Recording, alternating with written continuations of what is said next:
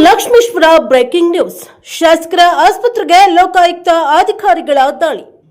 ಇದು ಗದಗ ಜಿಲ್ಲೆಯ ಶಿರಹಟ್ಟಿ ಮತಕ್ಷೇತ್ರದ ಶಾಸಕರಾದಂತಹ ಡಾಕ್ಟರ್ ಚಂದ್ರು ಲಮಾಣಿ ಅವರಿಗೆ ಸೇರಿದ ಆಸ್ಪತ್ರೆಯಲ್ಲಿ ಲೋಕಾಯುಕ್ತ ಅಧಿಕಾರಿಗಳು ಭೇಟಿ ನೀಡಿ ಪರಿಶೀಲನೆಯನ್ನ ನಡೆಸಿದ್ದಾರೆ. ಲಕ್ಷ್ಮೇಶ್ವರ ಪಟ್ಟಣದ ಪಂಪ್ ಸರ್ಕಲ್ ಹತ್ತಿರ ಇರುವ ಬಾಲಾಜಿ ಆಸ್ಪತ್ರೆಗೆ ಭೇಟಿ ನೀಡಿದ ಲೋಕಾಧಿಕಾರಿಗಳು ಗದಗ ಲೋಕಾಯುಕ್ತ ಅಧಿಕಾರಿಗಳ ತಂಡ ಆಸ್ಪತ್ರೆಯಲ್ಲಿ ಪರಿಶೀಲನೆಯನ್ನ ನಡೆಸಿದ್ದಾರೆ.